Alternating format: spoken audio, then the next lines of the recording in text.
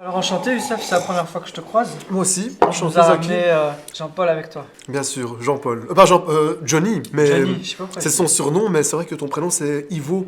Et Ivo. Ouais, Ivo. Mais c'est un vieux nom d'avant-guerre, toi. Ça. Ivo. Oui, parce que c'était Yvonne, mon parent. Donc, il a recoupé ça, je ne sais pas pourquoi. Je n'en sais rien, hein.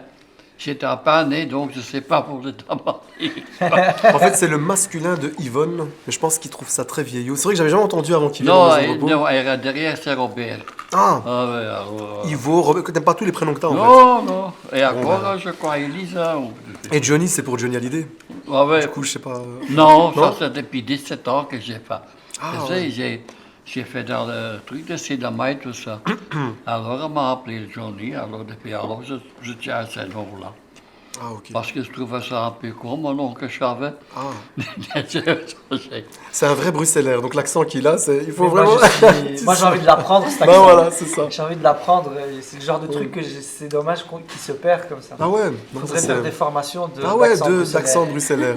C'est comme j'ai appris, c'est toi qui le disais ou c'est. Non, c'est ton. Non, Ah, pourtant, je suis né à Alice Bruges. Caven. T'es né à Bruges. À Bruges.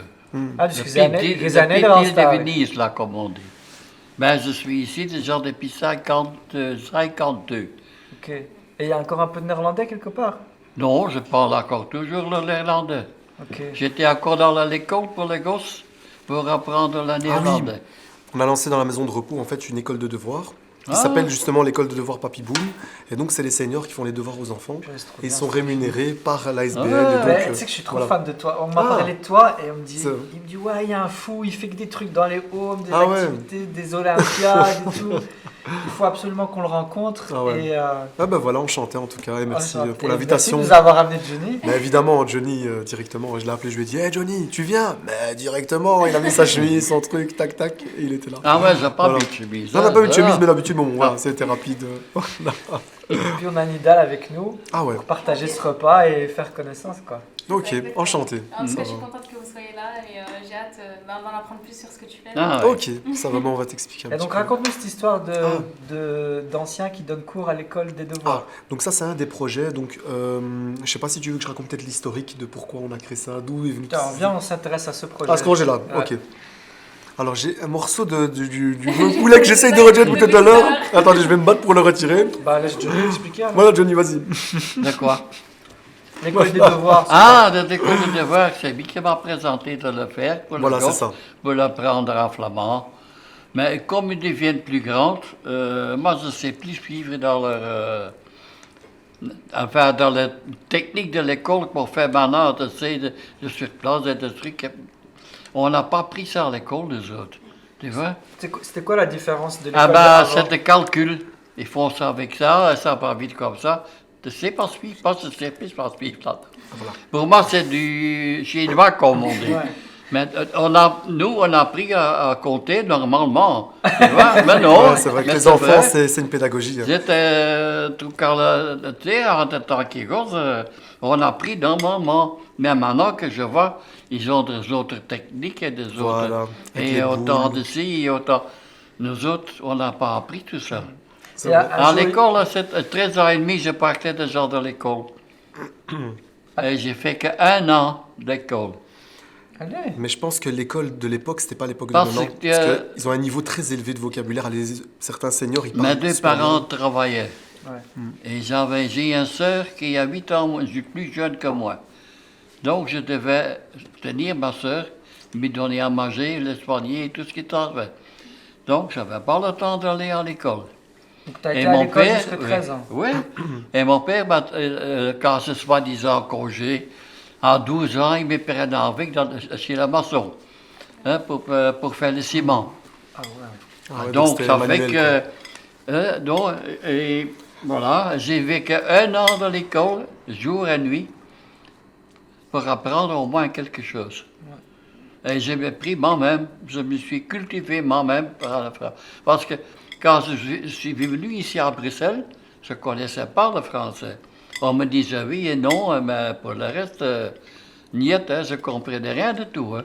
c'est ça. Alors j'ai appris à travailler, un truc comme ça, j'ai appris à apprendre le français. Ben, je lis toujours mon journal Het laatste nieuws en flamand. C'est ça. Je veux pas oublier ça. Et un jour, Youssef, il vient te voir et te dit, est-ce que tu veux pas donner cours à des enfants? Ben, écoute, je sais plus suivre pour des enfants. En fait, il essaye. C'est ça. Je vais expliquer un petit peu. sais- En fait, Johnny, bon, j'ai essayé de l'intégrer dans le projet des enfants, mais il a accroché au départ et puis après, c'était pas évident parce qu'il faut avoir une J'ai fait- certaine patience. J'ai fait C'est quelques ça. temps quand Oui, même. t'as fait quand J'ai même, quelques t'as fait temps, deux, puis 3 alors, mois et puis voilà. Mais ce projet-là, en tout cas, c'était vraiment parce que en maison de repos, il y a des personnes âgées qui se sentent utiles, il y a des compétences. Le dos, ouais. Et donc, il y a énormément de personnes qui ont des c'est compétences tellement- et dans certaines cultures, en fait, les personnes âgées, on les valorise. Il y a des cultures où, par exemple, quand une personne a des cheveux blancs, ben, on fête ça. Ouais. Ici, non, c'est C'est le la contraire. sagesse, en fait. Voilà, alors qu'en Europe, c'est un peu plus le contraire, c'est-à-dire qu'on cache les cheveux blancs, on essaye de cacher la vieillesse, alors que ça doit être une... Allez, la vieillesse, c'est quelque chose de positif, c'est une étape de la vie qu'on va tous vivre un jour. Ouais. Et ce projet-là, en fait, c'est parce que tout simplement, j'avais dans la maison de repos une catégorie de seniors qui était super autonome. Et puis, voilà, on va pas se cacher, le prix d'une maison de repos, c'est pas aussi... voilà, c'est quand même assez un certain coût. Et du coup, je me disais, ben tiens, comment essayer de créer un projet qui soit social, donc qui peut rompre l'isolement des aînés, et en même temps qui puisse se faire un petit plaisir. Parce que les seniors sont quand même payés... Ah, ils sont rémunérés. Ils sont rémunérés, voilà, c'est ça. Donc tu leur as trouvé un job étudiant. Voilà, un sort de job étudiant. Donc c'est Mhm. une rémunération volontaire et ça peut aller entre 180 et 250 euros, mais ça fait toujours du bien à la fin Bah du ouais. mois d'avoir ça en liquide et voilà. Et donc ils reçoivent ça. Mais Et puis surtout, t'as renoué, t'as recréé ce lien intergénérationnel. voilà, c'était ça le plus important, mais la valeur pécuniaire était quand même aussi importante. Je pensais pour eux, ils osaient certainement pas le dire certains, mais je sais que c'est pas évident pour eux chaque semaine. Et du coup, ben, on a lancé ce projet-là, donc voilà. À la base, en fait, on avait bossé, donc on bossait avec une autre école de devoirs, et puis malheureusement, l'école de devoirs n'a pas trop fonctionné. Et on s'est dit, bah tiens, pourquoi ne pas ouvrir notre propre école de devoirs? Mais Voilà. reprenons alors maintenant les choses au début. Ah, au début. C'est quoi ton problème Ah. Pourquoi tu restes pas tranquille? C'est Ah quoi ouais. J'ai jamais Je parle entendu de un tout. mec Ça, ouais. qui va... Allez, il y en a pas beaucoup des gens comme Ouais, toi non, dans c'est les... vrai, dans les- c'est dans ce secteur-là. Ben, C'est en quoi fait, la différence? Pourquoi tu avais ce truc qui te brûlait, qui disait ah, j'ai envie de faire quelque chose? En fait, à la base, je me voyais pas du tout travailler en maison de repos. C'est pas le public que je visais au départ. Moi, je voulais travailler plus dans le milieu communautaire, c'est-à-dire tout ce qui est la jeunesse, donc tout ce qui est internat pour jeunes, voilà, travailler, essayer de créer quelque chose avec des personnes et avancer ensemble. C'était ça mon objectif de base.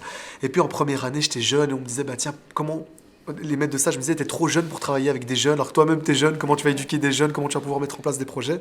Et du coup, c'était pas possible. Donc du coup, on m'a dit, écoute, va en maison de repos. C'est le seul milieu où on accepte un peu tout le monde. C'était un peu le dernier recours. Personne ne voulait aller dans ce milieu-là. Et donc j'avais fait un stage et j'ai adoré. Je me suis amusé, je faisais des blagues aux résidents, je me cachais dans les champs, je faisais des cris, des petites choses comme ça voilà, pour me barrer avec les résidents. Et du coup, voilà, il y a un chouette contact qui s'est créé. Puis en deuxième année, ben, j'avais fait un stage dans la jeunesse et puis il y avait toute cette posture où il fallait, vous savez, les jeunes, il faut les encadrer, surtout dans certaines périodes de leur vie. Et donc, c'est très épuisant. Et moi, ça m'a fatigué. Et je me suis dit, en fait, non, moi, je suis un grand clown. Je crois que j'ai envie de m'amuser. Et donc, en troisième, j'ai demandé une dérogation pour faire mon stage aux Acacias, où j'y suis depuis 13 ans, en fait. Et donc, j'ai fini mon stage et ils m'ont dit, écoute, dès que tu as ton diplôme, tu viens postuler. Ils On va t'ont faire- kiffé, toi. Ouais, ils ont kiffé ma façon de travailler dans le sens où, en fait, je vois pas une personne âgée comme un senior qui, voilà, à qui on va faire du bingo, etc. Parce que bon, on le fait quand même, c'est des activités traditionnelles qu'on fait dans toutes les maisons de repos. Ouais. Développe un peu ce truc de... Ah, les anciens, chez nous, on les voit différemment que ici. ben, c'est vrai que les anciens, on les voit différemment dans le sens où... Attends, j'essaie de reprendre ta question, ton raisonnement. Donc les anciens... C'est vrai que Ouais. moi, chez nous, moi, j'ai un de mes vieux oncles. Pour moi, c'est la mémoire vivante de, Oui, de voilà, la famille. c'est ça. Ah oui, oui, C'est dans la ce sens-là. chasesse. Voilà, c'est ça. Tu vois, la C'est ça. sagesse. Et comme tu disais, ici, maintenant, le rapport aux anciens, il est différent. Ben ouais, il est différent. C'est vrai qu'il y a certaines cultures, quoique au Maroc, les Chibénis par exemple, ben, c'est des personnes auxquelles on a du respect, on respecte leur parcours, voilà, comme disait quelqu'un que je connaissais, vous baissez le pied de vos Chibénis parce que voilà, on les respecte. Et du coup, il y a je vais pas dire qu'il n'y a pas ça Ça s'est dans la perdu un culture, peu. mais ça s'est perdu un peu dans la culture européenne où il y a une sorte de marchandisation, je veux dire ça comme ça, un peu des seniors qui s'est fait à un certain niveau et donc on perd cette valeur humaine Ouais. et voilà, il y a beaucoup de C'est le choses. rapport à la vieillesse aussi, comme tu disais. On a honte de vieillir. Ouais, c'est ça, ben ouais, quand une dame a les cheveux blancs, ben oh j'ai peur, je parle pas de toi, mais tu vois. Bah, on voit pas. Mais voilà, on a peur des cheveux blancs, aïe aïe aïe, moi bon, je commence à traîner ma calvitie, quoi que voilà, mais je veux dire, voilà, c'est vrai que le rapport à la vieillesse, c'est un peu spécial, alors que je sais que dans certaines tribus, bon, je vais pas vous dire n'importe quoi, je connais pas le nom de ces tribus, mais j'avais vu ça dans un reportage, en fait, on fait attention de. les personnes, ils sont heureux, ils ont des cheveux blancs, on va fêter ça. Donc ils faisaient des fêtes en tribu, ils dansaient, puis toutes les dames étaient attirées par les hommes aux cheveux. Donc il y avait il y a quelque chose de positif derrière ça. Et là, non, ici, je trouvais que c'était dommage. Et quand j'ai commencé à bosser en maison de repos, je suivais le canevas qu'on me proposait. Donc c'était, tu fais des activités l'après-midi, tu dois les divertir, tu dois essayer de prendre un maximum de résidents, etc. Donc j'ai suivi ce moule pendant 3 ans. Et puis à un certain moment, j'avais l'impression de me retrouver dans le film Le Truman Show. Je sais pas si vous connaissez Le Truman Show avec Jimmy Carrey. Et donc j'arrivais, tchac, tchac, tchac. La mamie, elle entendait mes pas. Elle disait, c'est Youssef, comment tu vas? Je dis, ouais, c'est vrai que c'était moi. Puis j'avançais et je rencontrais quelqu'un. Et puis je descendais, je voyais le petit café, la même personne au petit café. Je dis, mais c'est pas possible, je vais mourir ici. Allez, tout se répétait trop. Et j'ai pété un plomb un jour et je me suis dit, je vais essayer de casser cette routine. Et donc j'ai proposé à mes patrons un projet. En fait, pour dynamiser, moi je voyais plus loin que ce que je voyais dans mon action. C'est-à-dire que je me suis dit, toutes les maisons de repos étaient enfermées parce que c'est un milieu, voilà, où il y a quand même une forte sécurité. Le senior, quand il rentre en maison de repos, il y a tout un système qui se met en place autour de lui. Et donc, parler à un senior qu'on ne connaît pas, voilà, on a toujours peur de rencontrer. Donc moi, ce que je voulais, c'était créer du contact avec le monde extérieur, créer des collaborations, contacter des associations. Parce que je trouvais que c'était important. Pourquoi tu te casses la tête? Ouais, je sais, mais ça c'est... C'est ouais. quoi qui t'anime de vouloir faire tout ça plutôt que juste faire ton travail? C'est vrai. Ben écoute, ça... Ça vient d'où ça? C'est comment dire... bonne question, Zaki. T'es très fort, Zaki, il est très très fort. Ben écoute, c'est vrai que je pense que c'est lié aussi à l'histoire de vie de chacun. C'est-à-dire que moi, au départ, quand j'ai travaillé, j'avais cette énergie, je voulais apporter un plus au secteur, j'étais vraiment motivé. Et c'est vrai que tu travailles, tu te donnes à fond, et puis à un certain moment, tu es quasi à l'épuisement, parce que dans ce milieu-là, les gens tiennent que 5 ans dans le milieu médical, parce qu'après, il y a souvent des burn-out et des gens qui changent de secteur. Et c'est vrai qu'après 7 ans, 8 ans, après avoir fait tous ces projets, puis voilà, le projet a commencé à monter, je me suis remis en question, je me suis arrêté, et j'ai dit, parce que j'ai fait une année de post-carrière, et je me suis dit, mais pourquoi est-ce que je fais ça? Qu'est-ce qui me pousse? Et c'est vrai que dans l'histoire de vie de chacun, on a des histoires. Et donc, dans mon histoire de vie, voilà, j'ai eu des événements qui ont fait que voilà, j'ai voulu peut-être donner plus de temps à des personnes âgées. Voilà, voilà. Il y a trop de secrets là. Voilà, c'est ça, tu veux que je te dise tout. Je peux en parler en fait, voilà. C'est parce que j'avais perdu ma mère quand j'étais plus jeune. Et du coup, à chaque fois que j'y parle, voilà, je suis un peu ému, pardon. Voilà quoi. Et que Dieu te récompense pour tout ce que tu fais. Pardon, excusez-moi. J'ai trop appuyé. Ouais, t'as lâché. Je me suis dit, merde, il a mis son doigt où il fallait pas, mais voilà, tu vois. Et Johnny, comment t'as vécu quand t'as vu Youssef pour la première fois qui veut tout changer là? Non, la première fois, il m'a demandé si je voulais avec lui faire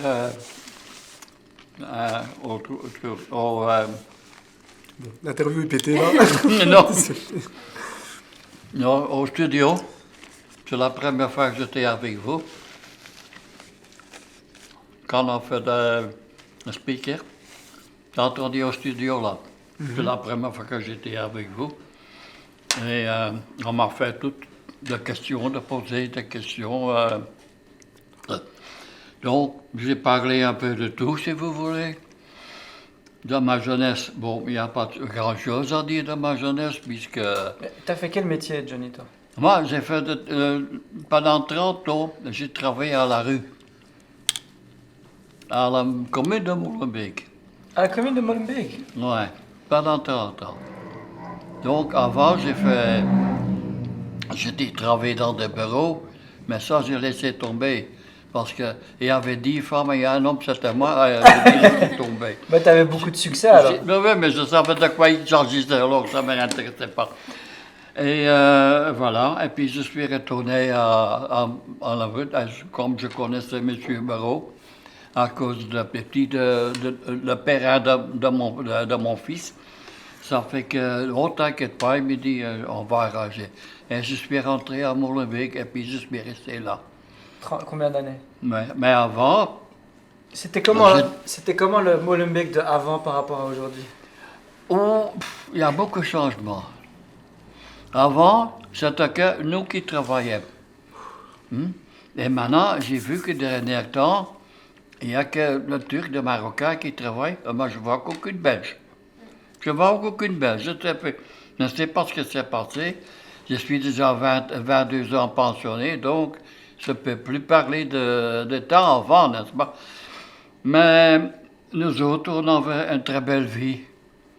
On travaillait dehors, dans la neige, dans la pluie, dans le truc. Même quand il faisait chaud, de chaleur agréable, ah ben oui, mais on n'a jamais eu de problème. Jamais, j'ai jamais eu rapport de quoi que ce soit, parce que j'étais trop froid. Vous voyez, quand on me disait quelque chose, je disais, mettez le poing sur les i. Pour me défendre. Parce qu'il y a des moments, il y a des gens qui se cherchent dans ton travail, te comment ça va, hein. Mais ça n'a pas pris chez moi. Et Pas ça, de et tout, ça vient non. d'où cette franchise? Non, ta franchise, j'ai toujours été franchi. Toujours. Moi, j'ai mis le point sur les i, on le prend et on le prend pas. Ouais. Vous voyez, c'est comme ça. Non, c'est rien. D'avoir, on a même 2 fois essayé de m'écraser sur le trottoir avec la camionnette. Et j'ai même pas bougé. J'ai même pas bougé. Et, Non, je ne bougerai pas. J'ai dit, si tu m'écrases, ça va, ben, ça, tant pis, c'est pour vous autres. Et naturellement, madame n'était pas contente parce que je ne peux quand même te retirer. J'ai dit, non, je ne me tire pas, je reste sur place. Ah, je suis quelqu'un d'avant-guerre. Hein? On a été prisonniers en Allemagne. Ah, donc vous avez fait la guerre? Non, moi, je n'ai pas fait la guerre. Hein. On a été pris par les Allemands. D'abord, mon père et nous après. On était casés chez un colonel dans la Gestapo. On était logés là. Ouais, j'ai chaud. Mais il Excusez-moi. fait chaud ici. Ouais, c'est parce que les femmes sont là. Excusez-moi, comment? Non, c'est juste que j'ai une bouffée d'oxygène. Excusez-moi, j'ai une bouffée. Non, alors, ça fait que. Oh, j'ai fait 3h30 là, 3h30. J'étais même à l'école là-bas. Donc tu as été arrêté par les Allemands pendant 3 ans et demi? Oui, parce que le frère de mon père était dans la résistance, un chef dans la résistance, et il avait des réseaux de Bruges grands et tout ceci autour. Et comme mon père n'avait plus son frère, donc il ne savait pas ce que son frère faisait. Alors ils l'ont pris à mon père. D'abord, ils ont dit qu'il avait volé du charbon, puis des pommes de terre, enfin, tout ceci. Ça, c'est ma mère qui m'a raconté ça. C'était trop pique pour le comprendre. Alors, un jour, nous, avec une voiture personnelle, ils nous venaient chercher. On devait repartir l'Allemagne et de mettre sur les trains où tous les officiers étaient là. Et moi, en tant que kid, j'étais pas à mon aise. Ah oui, ça, tu vas d'ici. Donc, j'ai 2 ans après, et là j'ai eu un accident. Hein, et mon pied s'est trouvé de l'autre côté, on a dû remettre ça en place. Wow. Ouais, dans le rayon de vélo, je suis retourné avec. Et donc, je suis allé là, dans cette maison, enfin, on était dans cette maison-là. Et quand j'étais bien, alors on m'a mis à l'hôpital avec le casquette, le badou, tout ce qui est ensuite. J'étais. 3 ans. Au début, oui, j'avais dur, hein, parce que je suis toujours venu à la maison avec mes chemises déchirées. Ah ouais, comme en tant que Belge. Et je parlais presque pas l'allemand. Donc, vous voyez comment ça allait là-bas. Ouais. Alors, pour finir, je me suis adapté à eux. Et là, j'étais dans une école comme on dit, un pensionnat. Et de filles, de garçons, tout être ensemble. Mais c'était pour apprendre à être officier de l'armée, de Wehrmacht, SS, qu'est-ce que j'en sais, tout moi. Et là, j'ai beaucoup de choses. Là, j'ai appris à avoir un mémoire. J'ai un très bon mémoire. Et ça, tu as appris là-bas. Le colonel, le truc là, il nous a une fable. Et la fable, il y a tout entier. Et on devait, nous, par tête, apprendre par cœur. Mais sans un mot de travers. Exactement le mot qui, lui, nous écrivait. Alors, bon, et quelques semaines après, il te demande, et maintenant il demande si on sait dire exactement le terme qu'il lui a raconté. Tellement je savais ça. J'avais déjà un petit tête déjà. Alors, voilà. Et après, on a appris d'être calme. Très calme. Même quand vous vous insultez, il faut rester toujours calme. Et quand quelqu'un que vous veut faire de mal, il ne faut jamais attaquer le premier. C'est pour ça Jamais. que vous avez toujours Alors, été très j'étais franc. pas. Non, quand je fais mon service militaire, j'étais un stage à part pendant 3 mois pour partir en Vietnam. Mais c'est sérieux. Et donc, j'ai fait ce stage, malheureusement. Mon père est décédé à 47 ans, donc j'ai tout laissé tomber, je ne pouvais pas. Ah oui, ma soeur et ma mère étaient là, donc Ouais. ça ne va pas Il partir. fallait être responsable. Autrement, j'étais parti. Ok. Ah ouais. Et alors, si on revient à plus tard, lorsque vous avez vieilli, vous êtes rentré en home, c'était comment la vie avant que lui il arrive? La vie avant. Avant Donc, que lui arrive. Mais lui, il est arrivé après. C'est-à-dire, moi, j'étais déjà là. t'étais Moi, je suis là déjà depuis là. 13 ans, donc Il voilà. a Donc, pas voilà. connu l'avant et l'après. Youssef. Non, il n'a pas connu l'évolution. Mais il y a certains résidents qui ont connu le Youssef du départ et le Youssef de maintenant. Mais voilà, c'est... Toi, Ouais. alors toi, quand tu tombes dans cette routine et tu Ouais, te dis voilà. j'ai envie de Bon, tout j'ai repris changer, mes esprits, donc ça va. quand tu viens avec ton projet J'essaie de de- j'ai envie ouais. de tout changer, Voilà, ça a en été fait, accueilli comment ça? Voilà, mais en fait, ce qui s'est passé en gros, c'est vrai que je suis arrivé avec une énergie où je voulais changer les choses. La jeunesse. Je me suis dit, non, on peut pas laisser des gens qui ont travaillé toute leur vie dans des conditions pareilles. C'est quand même triste que des personnes qui ont travaillé toute leur vie se retrouvent enfermées dans un endroit où, dans certaines maisons de repos, on les infantilise. Et donc, je trouvais ça quand même triste pour ces personnes-là. Et puis bon, d'où cette énergie qui m'a animé, où je me suis dit que je voulais prendre une vengeance, ou pas une forme de vengeance, je voulais dire, voilà, par rapport à mon histoire, comme je l'ai expliqué, mais je veux pas trop atteler ce qui m'a mis KO dès le départ. Lui, il était, mais tu racontes, je dis, mais non, dis pas ça. Mais voilà, c'est la vie. Et donc de là, en fait, de cette épreuve, j'en ai tiré une énergie où je me suis dit, ces seniors, en tout cas, je vais essayer de faire un max pour qu'ils vivent quelque chose de différent. Et donc, c'est de là qu'est parti le projet Papy Boom. Donc, c'est-à-dire qu'en 2015, c'était l'année où j'ai pris le risque de me faire virer. Parce que clairement, je me suis mis sur la sellette en voulant montrer les seniors, parce que je trouvais ça dommage qu'on ne puisse pas faire des vidéos avec les seniors, qu'ils puissent pas participer à des projets en se rendant actifs dans la société. Et pourquoi tu dis que tu t'es mis un peu en risque? Parce que dans ce secteur-là, ça n'existait pas encore à cette époque-là. Et donc les seniors, chaque ergothérapeute ou éducateur ou autre fonction qui faisait des animations devait rester dans un rang qui était prédéfini par tout le secteur. Ouais.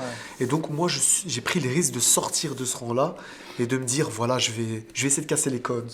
Donc j'avais commencé en 2015 par une simple vidéo, c'était à l'époque de Happy, Pharrell Williams, qui avait lancé son Home Some Happy.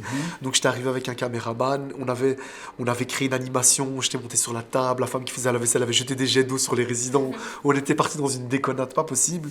Et en fait cette vidéo, elle avait fait quand même un gros succès à ce moment-là. Il y a eu RT L'Info qui est venu, il y a eu Isabelle Annette qui était venue de la capitale pour faire un article. D'ailleurs, je la remercie encore parce que c'est grâce à elle que je suis resté dans ce groupe-là, parce que ça avait posé problème dans le groupe où j'étais. De quel groupe? Un groupe de maisons de repos. Ouais, Ah, je vais ok. pas citer le groupe, mais c'est un groupe de maisons de repos. Voilà. Ok. Et du coup, Donc tu as fait cette vidéo Happy Voilà. qui a cartonné, Qui a mais cartonné, ça t'a mais- fait des problèmes en même temps. en fait, ça m'a fait des problèmes parce que je suis sorti du rang. chemin, du rang et voilà. Et donc j'ai diffusé. Et On comme a dit c'est qui ce Youssef qui ouais, danse voilà, avec- qu'est-ce qu'il fout ce gars-là? Pourquoi est-ce qu'il danse avec eux? Pourquoi est-ce qu'il les diffuse sur Internet? Il faut lui poser. Donc j'ai eu pas mal de soucis. Je pense que j'étais à 2 doigts d'être viré. J'ai même eu des soucis avec ma direction et tout ça. Et puis après, quand ils ont vu les retombées, ils se sont dit, tiens, en fait, c'est peut-être pas une si mauvaise idée de diffuser des seniors, ça peut ramener de la visibilité à l'institution. Et donc maintenant, Internet est devenu vraiment, c'est une puissance pour tout commerce, toute entreprise. D'avoir un réseau social, c'est très important maintenant pour faire diffuser, faire connaître sa société. Et du coup, moi, c'est pas ma société, mais c'est la société du patron. Et donc, je voulais quand même faire quelque chose de bien pour les aînés. Et donc à ce moment-là, on est revenu vers moi en me disant, Youssef, excuse-nous, voilà, on n'a pas été très sympa avec toi et tout ça, mais on voudrait te laisser libre à ta créativité de créer quelque chose de spécial. Carte blanche. Voilà, on m'a vraiment dit carte blanche. Et donc je suis arrivé avec une feuille, il y avait 3 objectifs, j'ai dû repenser comme si j'étais à l'école, quels sont les objectifs de mon projet. Donc j'avais pris une feuille et j'avais écrit simplement Papy Boom. Donc c'était un résident qui m'avait dit ça, il m'avait dit pourquoi t'appelles pas ton projet Papy Boom. Donc à la base, ce projet-là, que j'avais créé avec les résidents, c'était de créer une web série. Donc à la base, c'est simplement une web série. J'appelais une maison de jeunes, une ASBL, de n'importe où. Et je disais, bah tiens, on peut essayer de faire une rencontre. On essayait ensemble de créer un storyboard avec les résidents. On faisait plusieurs groupes d'histoires. Et puis on réunissait les histoires et on faisait un court-métrage. Ok. Et ça a Donc, été accueilli comment par les anciens, les ben, seniors? les anciens, au début, donc il y avait une partie des anciens qui disaient, mais déjà dans le secteur, dans le groupe, on me disait, mais t'es fou, Youssef, qu'est-ce que tu fais? Tu crois que t'es en maison de jeunes? Mais c'est des seniors, il faut les laisser. Je dis, mais non, c'est vous qui avez une perception des seniors de toujours faire des petites animations. C'est quoi ces animations? Il faut passer à autre chose, il faut passer à un level supérieur. Et puis dans le secteur, ben, mes collègues étaient un peu surpris, ils se disaient, ben, tiens, il est un peu dingue, pourquoi il fait des trucs comme ça? Mes seniors, ben, j'avais, on va dire, 30% des seniors qui étaient partants. Et une partie qui disait, mais t'es fou, pourquoi? Moi, j'ai pas envie de m'afficher sur Internet, etc. Et donc, on a commencé avec les épisodes Papy Boom. Donc, ça a commencé à tourner un petit peu sur Et Internet. je parie que maintenant c'est l'inverse. Et c'est l'inverse. En fait, j'ai tous les résidents, là, franchement, une grande partie. À chaque fois que je lançais un casting pour un rôle ou quoi, ben, j'ai des résidents qui arrivent, qui disent, moi, je vais partir. Toi, t'as déjà participé à 3 épisodes et moi, j'ai pas encore fait d'épisode. Je dis, hey, calmez-vous, les mamies et les papis. On va trouver de la place pour tout le monde. Donc, c'était vraiment, ça a changé de T'es rang. devenu le producteur. Voilà, le producteur, le scénariste, et puis avec Abdel aussi qui est là, qui fait vraiment un super travail en termes de vidéo. Franchement, sans lui, je pense que je serais pas arrivé jusqu'où on est maintenant, parce que le projet, c'est maintenant 78 épisodes sur Internet.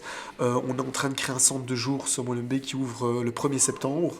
C'est quoi un centre de Un jour? centre de jour, c'est-à-dire qu'on va accueillir des seniors dans un espace, et donc il y aura 2 activités pour commencer. Ça va être une école de devoirs gérée par les aînés. Donc ce que je fais à Acacia, ça va être transféré dans cette maison Papy Boom. Donc c'est le centre de jour Papy Boom. Et à côté de ça, il y aura un espace papotage. Donc c'est-à-dire que des seniors vont arriver, vont être accueillis par d'autres aînés, et donc il y aura un papotage, des discussions qui seront entre eux. Moi, je ne serai pas dedans parce que voilà, je dois quand même encore payer mes factures, etc. Et ce projet ne me permettra pas encore de me libérer, on va dire. Donc, Papy Boom, aujourd'hui, Voilà. tu as créé ton ASBL. c'est Mon ça? ASBL qui est devenu une structure le 1er septembre. Donc le rez-de-chaussée commercial a été acheté, les travaux ont été terminés, ça commence le 1er septembre. Et Ah, donc, donc tu as tes propres locaux et ah tout? ouais, j'ai mes propres locaux et tout ça. C'est Ça où, se ça? trouve à Molenbeek, rue Pierre Van Den Beek, à 2 minutes à pied de Gare de l'Ouest. Donc c'est vraiment pas loin, c'est la grande tour éclat juste derrière, c'est un nouveau bâtiment. Et donc voilà, on a pris ça là-bas. Donc c'est vraiment chouette, le projet évolue bien. On a été reçu par Sa Majesté le Roi, justement avec Abdel qui est là. Donc parce que Non, t'as ouais, rencontré le vraiment, en fait pendant le Covid, le roi a lancé une initiative qui s'appelait Corona Denk. Et donc c'était une association qui avait été créée par justement le Palais Royal et des membres du Palais Royal. Et ils avaient repéré des gens qui faisaient des choses un peu spéciales pendant le Covid. Et nous, pendant le Covid, ben, c'était horrible. C'était une période en maison de repos. C'était pour moi la pire période de ma carrière, dans le sens où mon travail déjà qui était quand même pas facile, la masse de travail était multipliée par 4 voire 5 parce que tu devais individualiser toutes tes interventions. Tout le monde était dans sa chambre, tu avais des gens qui tapaient sur les portes, ils disaient mais sortez-moi de là, je vais mourir. Il y a des gens qui mangeaient plus, on a eu plein de décès à cause du syndrome du glissement. Des gens qui arrêtaient de manger, c'était une Le période... syndrome de glissement. Ouais, le syndrome du glissement, c'est se laisser mourir, ne plus manger, voilà, se laisser aller, quoi. Et en fait, quand le psyché veut partir, le corps le suit indirectement, et donc du coup, on appelle ça le syndrome de glissement. Ok. Et donc on a eu plein d'essais. Il y avait aussi les fameux seniors qui avaient des problèmes de respiration. Et donc là, les hôpitaux les refusaient parce qu'ils étaient âgés. Donc voilà. Et en fait, pendant le Covid, en tout cas avec ma collègue Sylvie et Abdel, on a essayé de dynamiser la vie sociale. Donc je disais aux résidents, il est 20h, sortez tous par vos fenêtres. On faisait des karaokés géants. J'avais créé aussi le Papy Shop. Donc c'était parce qu'ils ne pouvaient plus faire de courses. Donc j'achetais tout ce qu'ils voulaient. Et alors j'arrivais chez eux, mais sous forme d'animation, et je disais « Attention mesdames et messieurs, le Papy Shop est à l'étage !» Alors ils étaient tous là, et ils pouvaient pas sortir de la chambre, donc ils ouvraient la porte. Et j'arrivais avec le commerce, et je faisais « Attention !» J'avais un micro, et je faisais le clown, je m'amusais avec eux. Et donc ils disaient « Papy, tu viens !» Et alors ils pouvaient pas sortir de là, parce qu'ils avaient peur du Covid et tout ça, donc chacun était enfermé dans sa chambre. Donc mon objectif, c'est vraiment de créer du lien social, malgré qu'ils étaient seuls en chambre. Et le projet, je pense, qui a fait la différence, c'était, j'avais reçu, une fois j'étais rentré chez moi, et je reçois un appel d'une animatrice. Tu sors 15 projets à la minute. Ouais, mais là, c'était- Papy Shop, Ouais, école mais des c'était pendant le devoirs. Covid, mais ça arrêtait pas en fait. On était en production, on était à 200% parce qu'on voulait vraiment à ce moment-là, parce que voilà, quand on arrivait pendant nos heures de travail. Et je remercie aussi une école, parce qu'il y a une école qui nous a beaucoup aidé. Il faut savoir que les écoles, ils retiraient leurs stagiaires des maisons de repos. Et il y a une école où un prof qui était un peu, je veux dire, anti-système, se disait, non, en fait, on est en train de laisser mourir nos aînés, et moi, mes étudiants, je veux qu'ils fassent leur stage. Et comme tous les autres maisons de repos refusaient les stagiaires, à ce moment-là, moi, j'avais dit aux profs, écoute, moi, il n'y a aucun souci, tu peux les ramener chez moi. Donc, je me suis retrouvé avec une dizaine, voire quinzaine de stagiaires, on était énormes. Et donc, on arrivait franchement, pendant la première vague, on n'a eu aucun décès dans notre résidence, ce qui est super rare. Il y a des résidences qui ont perdu 60% de leur population. Donc il y a des résidences maintenant qui ont fermé à cause de ça, qui n'ont pas su récupérer le financement de ce qu'ils ont perdu à ce moment-là. Récupérer 60 résidences, c'est énorme. Une maison de repos, ça fait peut-être 1 ou 2 rentrées par mois maximum. Donc imagine 60 résidents pour récupérer. Puis entre-temps, les factures, si la maison de repos n'est pas propriétaire, doit payer son loyer. Et voilà, donc à ce moment-là, avec ces stagiaires, on avait fait plein de projets, dont ce fameux projet que je voulais te parler. C'était en fait, j'ai été connecté sur Facebook et j'ai une animatrice qui bossait en maison de repos au Canada qui me contacte. Donc elle est à Drummondville, dans les résidences Pelletier. Donc c'est vraiment près du Québec, près de Montréal. Dans le Québec, près du Montréal. Et elle me contacte et en fait on se suivait parce que moi je faisais déjà mes projets et sur certains groupes on se croisait avec nos vidéos. Elle a même travaillé que moi mais elle le faisait au Québec. Ouais, t'es une personnalité connue dans le monde des maisons de repos, voilà, on va dire dans le secteur des maisons de repos. renommée internationale. International, voilà, tu vois. Et du coup, elle me contacte, elle me dit, Youssef, écoute, j'avais un événement et il a annulé. Et est-ce que ça t'intéresserait qu'on fasse une collaboration à distance? Et moi, je dis, écoute, moi, je suis partant de 200%. Et dans ma tête, ça fuse parce que j'ai un cerveau qui arrête pas de tourner, en fait. Ouais, ça se voit. Ouais, voilà, tu vois. Et du coup, j'ai dit, attends, on va. Non. Et puis, dans ma tête, pendant qu'elle me parle, moi, dans ma tête, ça fuse. Je lui dis, écoute, on va faire un super truc. On va faire un court-métrage comme si nos résidents s'entendaient du Québec. Et on a fait un court-métrage qui a dépassé le million de vues. Je pense qu'il était à 900, qui était tout près du million de vues sur Facebook. Et franchement, c'est une vidéo qui a cartonné. On voit un résident qui sort par son balcon et qui dit, mais j'en ai marre de ce confinement. Et je vais crier tellement fort qu'on va m'entendre jusqu'au Québec. Et alors il dit ça, il commence à crier, j'en ai marre, le Québec, est-ce que vous m'entendez? Puis avec Abdel qui fait son montage, il fait un truc comme si... un peu à la Black and White de Michael Jackson quand il monte en arrière. Et alors il atterrit dans le home du Québec. Et la femme, elle sort son papier de toilette, elle a fait tout un truc. Mais il faut que vous le regardiez sur Facebook, elle est vraiment chouette la vidéo. Et donc suite à tout ça, Et Johnny, t'as vécu ça toi? Il n'était pas là avec nous. Non, je n'étais pas là. Mais t'étais en home pendant le confinement? Non, je suis là en attendant que je peux vivre sur moi-même, quoi. J'ai toujours dit que je voulais vivre. Je suis capable de vivre pour moi-même, quoi. Il était autonome. Je suis là en attendant que... comme ça. C'est ça, mais franchement je suis content pour Johnny parce que vivre en maison de repos à cette période-là c'était quand même très difficile. Donc si t'étais à la maison, t'étais bien, tu faisais ce que tu voulais. Voilà. Dès que madame m'a décédé de cancer, alors tout c'était fini. Le fils me parle plus pendant plus de 10 ans, et tout est en lui et tout est ça. Alors j'ai dû partir. C'était pas mon appartement, on louait cet appartement. Ouais. Voilà. Ouais. Et c'est vrai que Johnny n'était pas là, mais dans la résidence en tout cas, c'est vrai que ça a tourné pas mal, franchement. Je suis arrivé sans quoi que ce soit. Ouais. Ça va, Et Johnny maintenant il est la star de Papy Boom, parce que maintenant c'est devenu un acteur. Vraiment là récemment on a fait c'était il y a plus ou moins 3 mois. Mais quel honneur, tu nous as ramené. La star, parce que c'est lui qui participe. Des têtes d'affiche. Voilà, tête d'affiche. C'est vraiment l'acteur principal. Là récemment on a fait un truc un peu fou. On est sorti en boîte de nuit. Donc on était au Spirito. Ah ouais. On est parti au Spirito s'amuser avec les résidents. Qui a toujours gay, tu vois. Tout ce qu'il y avait derrière moi, je laisse derrière moi. Au début c'était dur pour moi. Tu vois, c'est vraiment. Personne seule, personne qui te parle. Enfin, ne parle pas, c'est pas la question. On a pas là. Mais dans la maison, heureusement, j'avais 2 amis qui habitaient dans l'appart. Il n'y avait que 3 étages. Ouais. Et ceux-là, ils font mon linge, ils font tout. Ouais. Ils m'ont téléphoné pour moi. Et après, tu es arrivé en home et tu as rencontré Youssef et tu étais content qu'il y avait tout ce projet. J'ai vu Youssef quelques temps après seulement. Ouais, c'est ça quand tu es arrivé. Et là, j'ai proposé, parce que Ivo, Johnny, il est encore jeune. Allez, je veux dire, t'es encore bien autonome. Parce que toujours dit, là, c'est pas ta place, là. C'est vrai. Moi, c'est pas ta place. Pour le moment. Bien. Mais moi, je vais bien déménager, mais il faut le meilleur. Voilà, c'est ça. Pour le moment, il est plus là de manière transitoire pour le moment, parce que voilà, il y a des personnes âgées qui vivent des choses un peu pas évidentes, et du coup, ils viennent en maison de repos, le temps de se refaire, et puis ils repartent. Et du coup, Johnny, je pense que c'est quelqu'un de cette catégorie-là. Mais voilà, le temps qu'il est là, en tout cas pour son passage aux Acacias, il participe activement à tous les projets, il est super autonome. Ouais. Et donc, tu as vu un petit jeune comme Youssef qui fait des vidéos, et tu as dit, moi aussi, je veux faire avec lui. Ça, j'ai pas dit. Hein. Non, mais ça. Mais non. Ça, tu nous suis partout où on va. Airspace demain. Alors on était là-bas aussi. Alors on m'a demandé pour chanter. Ça c'est que a commencé ce soir-là. Alors on a encore été. Et puis chanté avec Thérèse. Avec Teresa, avec tout un groupe. Ouais. Donc là, on fait divers projets. Et puis, c'est vrai que Johnny, quand il peut participer, je le prends parce que, quand même, c'est quelqu'un qui est encore autonome et qui peut faire plein de choses. Parce qu'on parle, on parle de ma jeunesse. Bon, oui, d'accord. Mais moi, je trouvais que dans ce sens-là, dans les années 60-70, ce sont les meilleures armées qu'on a connues. Il n'y avait pas autant de différentes.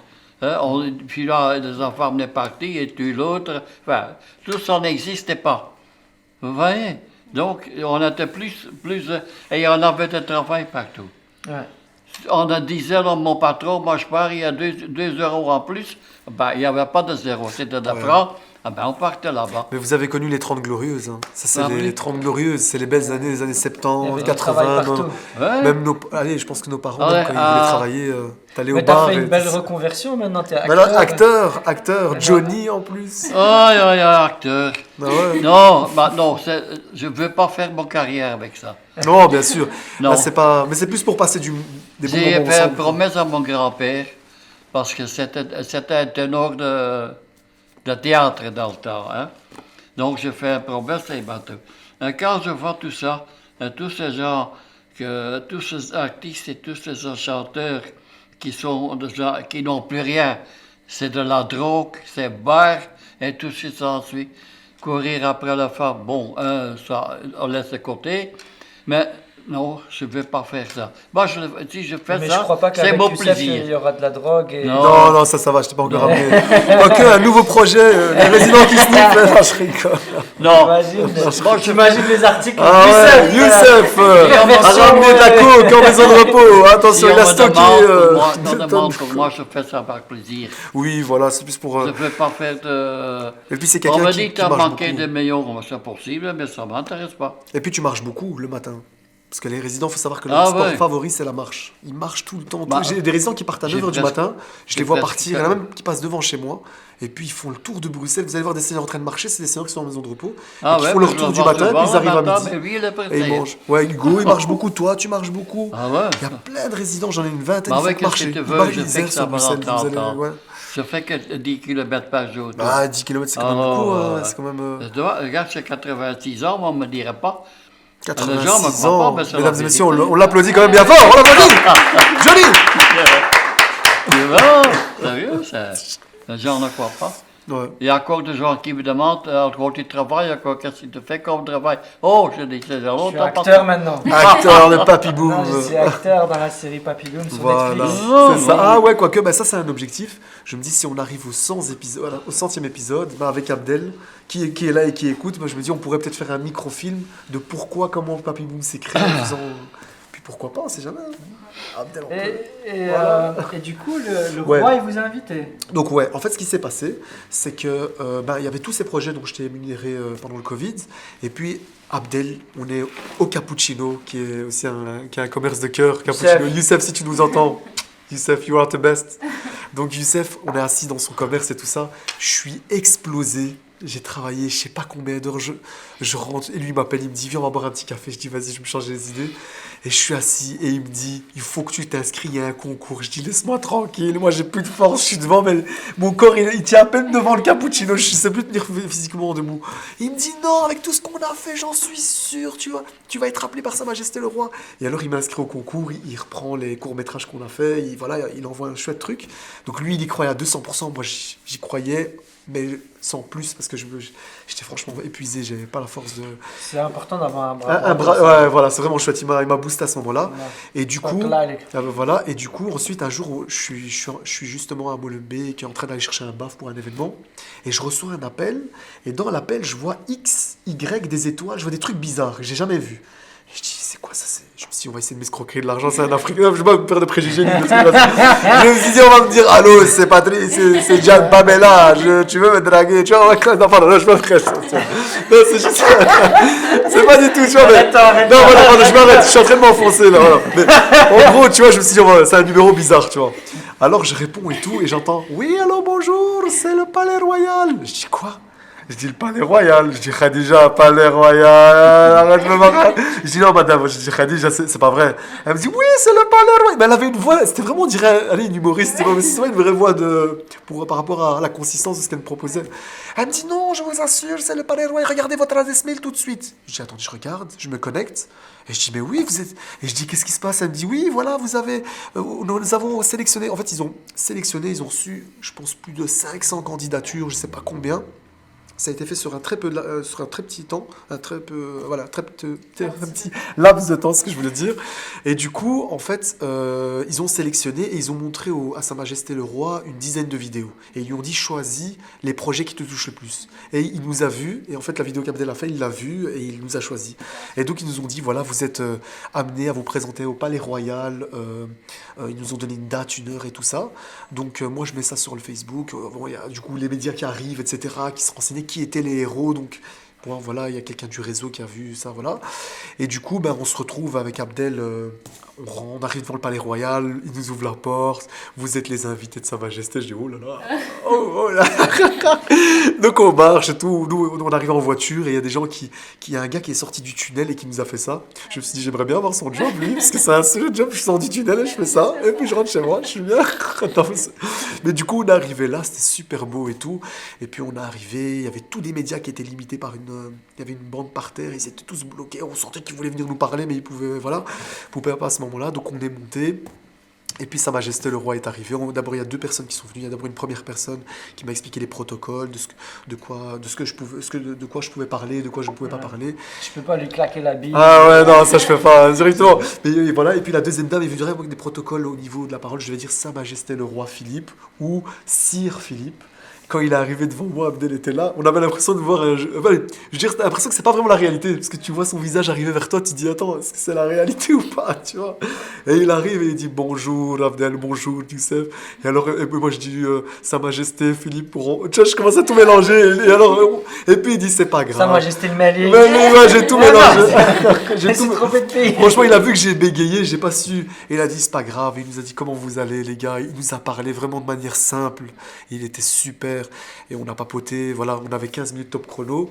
Et ça parle de quoi avec le roi? Bah, écoute, il nous a dit, je suis très fier de vous, j'ai vu votre vidéo et tout ça. Franchement, bravo pour ce que vous faites. On est fiers que vous soyez. Voilà, il était vraiment. T'es d'origine marocaine? Moi, je suis d'origine marocaine. Et en tant que belge d'origine marocaine, etc., ça te faisait quoi de voir le. Bah, c'était génial.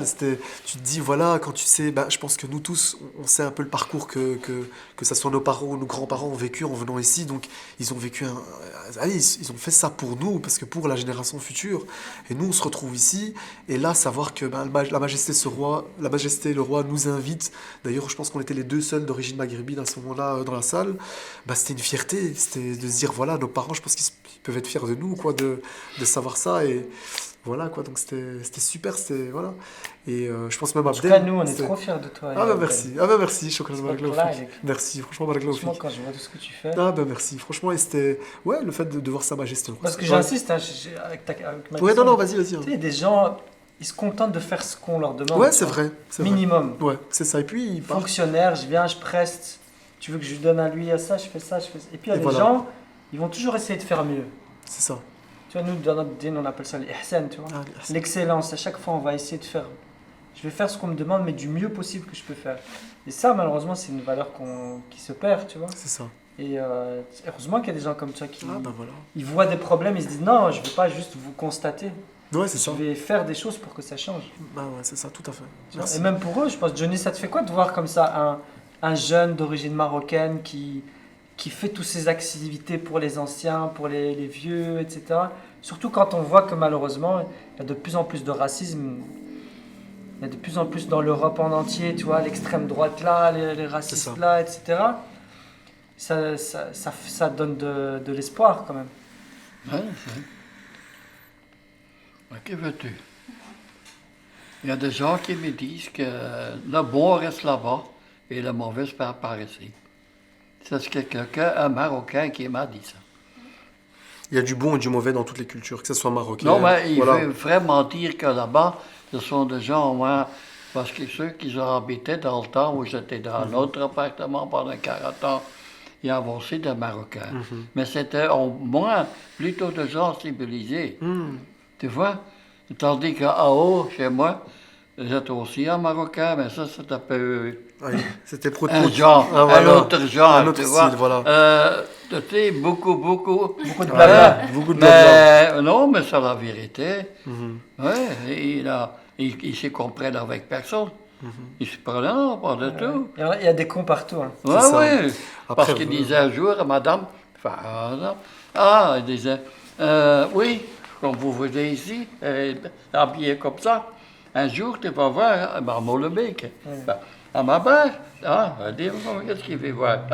Il dit, tu vas porter un jalaba comme tout le monde. Oh, Il y a ma femme qui répond, ah ben, tu sais quoi, tu essayes le jalaba et tu me le donnes. ah, c'est bien ça. Oui, Mais mais c'est- c'est vérité. Et il y en a des autres qui sont là, des gens normaux, quoi. Et c'est Je vrai. sais pas, où j'habitais, il y en avait beaucoup, mais on m'a laissé tranquille. On n'a jamais eu de problème avec, jamais. Au contraire, on était invités par les manger, Ah, oui, ça. on était pour le mariage, mais ça, c'est pas pour moi. Ah, Non, parce que c'est trop de femmes, plus de femmes ensemble. Et les hommes, Ils sont d'un côté. paraît que Ah ouais. d'ailleurs, il n'y avait rien à boire.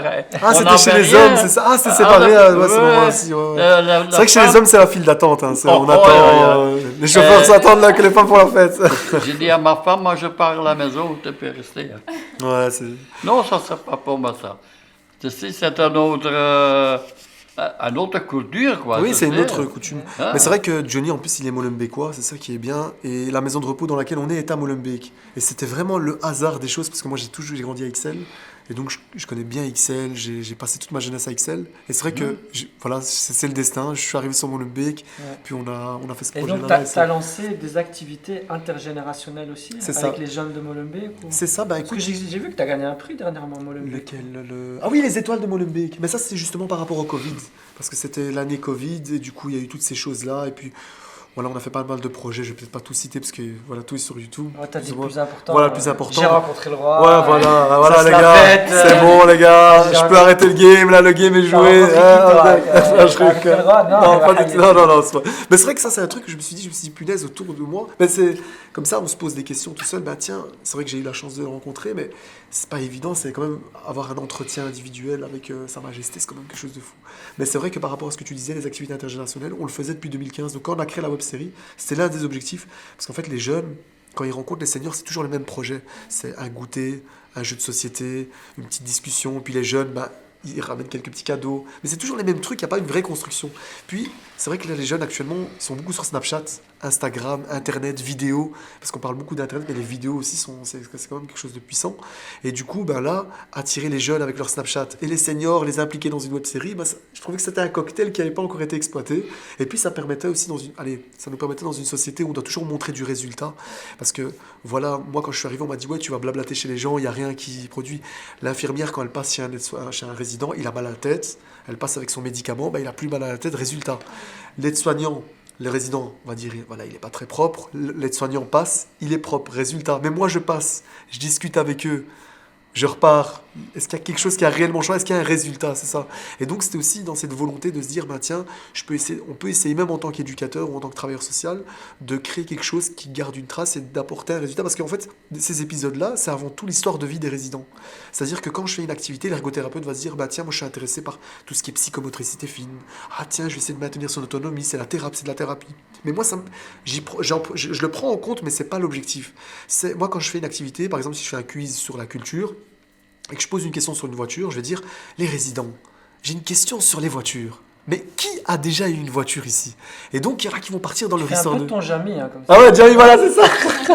C'est vraiment ça.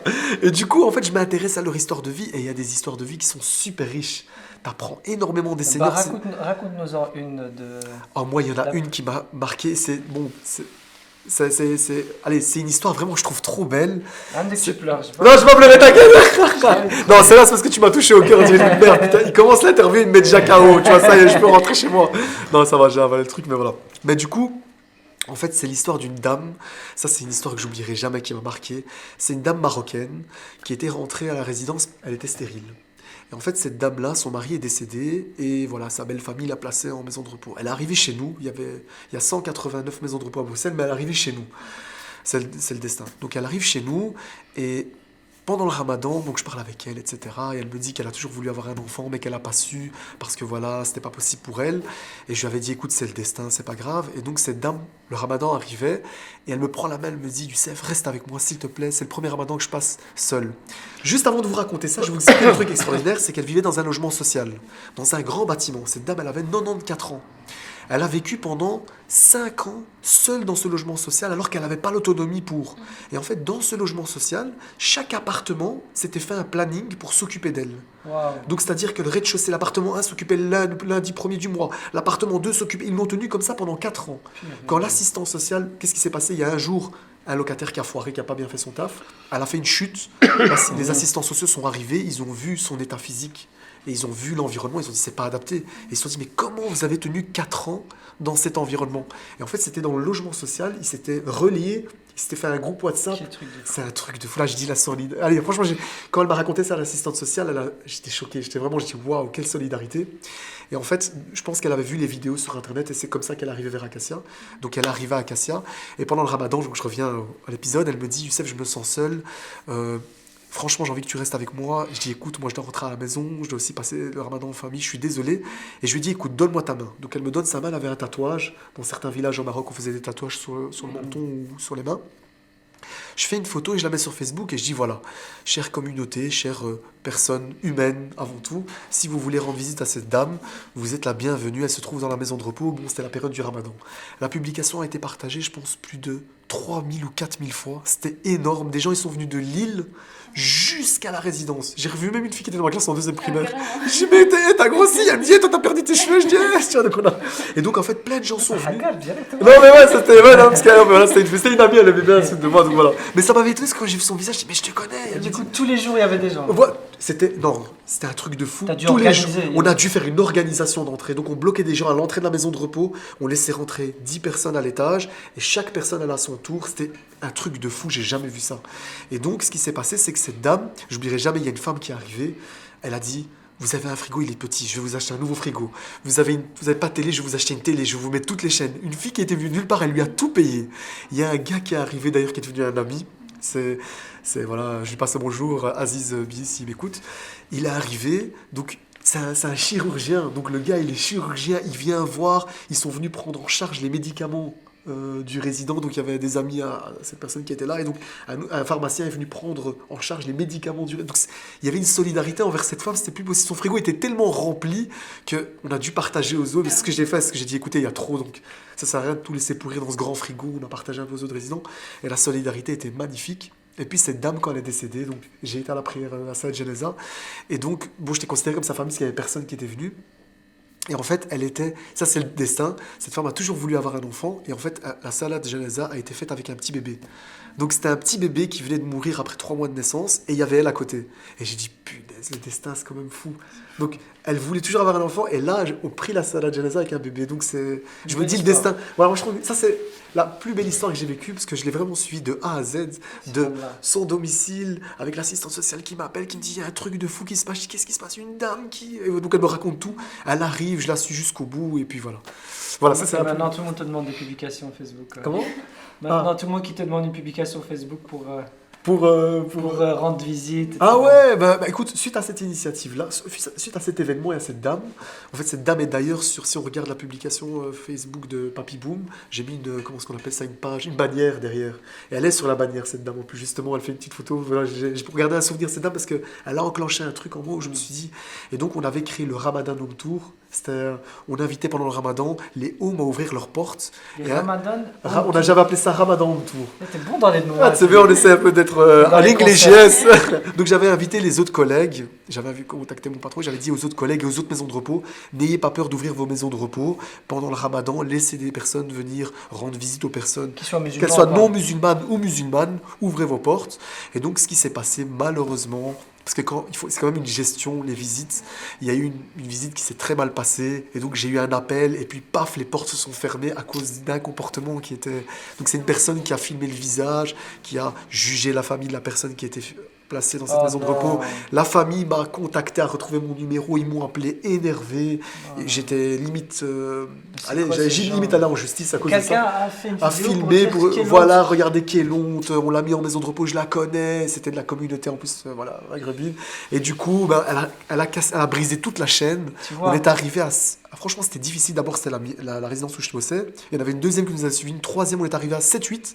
Et à cause de ce petit couac, toutes les maisons de repos ferment leurs portes. Et même nous, on a dû fermer leurs portes. Parce qu'on s'est dit, c'est pas possible. Donc j'ai dû fermer parce que toutes les personnes plus haut ont vu ça. Et ils avaient peur que ça prenne une proportion médiatique négative. Et voilà, tout ça à cause d'un comportement, comme quoi il faut faire attention. Malheureusement, c'est toujours ça le problème. Hein. Chaque fois qu'il y a des initiatives comme ça, c'est à cause d'une personne ou d'un C'est ça. comportement qui fait que. on sous met toujours couvert dans de le même sac. dénonciation, en Voilà, fait, c'est de la c'est ça, calomnie. c'est ça. Et alors, c'est dommage parce que les maisons de repos faisaient vraiment confiance. Ils ouvraient leurs portes, ils disaient allez-y. Et donc, ils avaient une totale confiance. En fait, ils avaient vu sur Facebook tous les cadeaux qu'on avait reçus. Et ils se sont dit ah, nous aussi. Mais bon, voilà, pour les raisons, c'est chouette. Et du coup, bah, c'était aussi une manière de montrer aux maisons de repos que la communauté était généreuse. Que, voilà. Et donc, du coup, bah, malheureusement, ça a été brisé à cause de cette dame. Il n'y a pas moyen de le relancer, le ramadan. Ouais, c'est compliqué. Mais là, j'ai essayé une fois et c'est quand même une sacrée énergie. Et puis, ça demande aussi, parce que j'ai appris suite à ce projet, il faut que chaque résidence, ben, il faut que l'accueil soit bien organisé parce que voilà, les gens arrivent un peu voilà, n'importe quand. Donc, c'est toute une gestion, ça demande de l'énergie, etc. Au départ, ils avaient laissé vraiment, on s'est dit pendant ce mois-là, on va faire un effort. Mais voilà, maintenant, c'est peut-être de retenter ça dans une autre résidence. Ouais, peut-être avec une gestion dans une seule résidence et voilà, peut-être pas éparpiller ça. Bon, j'avais vu grand en me disant, bah, tenez les maisons, ouvrez vos. Mais après, malheureusement, il faut aussi quelqu'un sur place. Mais Pour... comme tu as vu cela, il y a toujours des mots. Malheureusement, ouais, il y a toujours. Et c'est dommage parce que l'initiative, c'était d'aller vendre des gens et puis voilà quoi. Donc, ça, c'est l'histoire qui m'a le plus. Donc, ces Ramadan de Tour avait été créé grâce à cette dame qui m'a donné sa main et qui, voilà, tout est parti de là. Et... Ouais, c'est beau. Et voilà, je pense qu'elle a gagné aussi des bonnes actions grâce à ça parce que. Bah ouais, Du coup, c'est grâce à elle, vu qu'on a vu tout cet événement, donc toute cette énergie en fait. cette énergie, et elle a déployé tout. Un En fait, simple voilà. post Voilà. a généré Ah ouais. autant de visites. Ah ouais, tu peux te dire c'était pourquoi pas Énorme, des gens, élargir. c'est ça, moi, comme je vous ai dit, j'ai vu des gens de Lille qui ont pris leur voiture à Lille en France et ils ont dit on va aller rendre visite à cette dame à Bougoussi. C'est fou, je les voyais arriver, on disait on est des Lillois, je voyais la plaque, je dis punaise, vous êtes vraiment foutus de Lille, ah mais c'est bien, machallah, venez. Donc, Alors qu'en fait, cette situation de solitude, elle est dans beaucoup d'hommes en fait. Oui, le constat de solitude, en fait, il y a l'isolement et le sentiment de solitude. C'est deux choses qui sont quand même différentes. La solitude, c'est un constat social. C'est-à-dire que la personne, elle est seule, on le voit, elle est toute seule dans sa chambre. Mais il y a des personnes qui sont seules et qui n'ont pas ce sentiment de solitude. Et puis il y a des personnes qui sont seules mais qui ont ce sentiment de solitude. Donc il faut bien discerner les deux parce que des fois, c'est vrai qu'il y a des élans de solidarité où on veut vraiment faire du bien, mais il y a des gens, ils sont dans le genre, hey, laissez-moi tranquille, moi je suis bien, j'ai pas besoin de visite et tout. Voilà. Et il y en a d'autres qui disent, ah, moi ça me fait du bien, installez-vous, venez avec moi. Et alors ils offrent un petit café et puis il y a une discussion. Donc ça, c'est quelque chose à discerner. Mais c'est vrai que le constat d'isolement, ouais, il est clair en maison de repos. Les maisons de repos sont des institutions entre guillemets isolées socialement parce que voilà, les personnes rentrent puis elles sont supposées ne plus être productives. Après, voilà, il faut essayer. Moi, je pense que les maisons de repos, je pense qu'on devrait les retravailler. Si, bon, j'étais législateur en termes de seniors, moi, j'aurais poussé à ce qu'on stimule plus la vie sociale et qu'on dise non, les seniors. Là, par exemple, on est en train de parler des pensions, on retarde toujours l'obtention de la départ en pension, retraite. voilà, c'est ça. Et du coup, ça, c'est un gros débat parce que c'est un gros portefeuille, c'est fédéral, mais il y a toujours moyen de rendre actifs des seniors. Il y a des seniors comme Johnny ou comme d'autres qui sont bien physiquement, psychiquement et qui ont envie de se rendre encore utiles à la société. Après, voilà, je pense que l'État peut faire quelque chose pour que ces personnes puissent ne fût-ce qu'avoir une petite rémunération supplémentaire.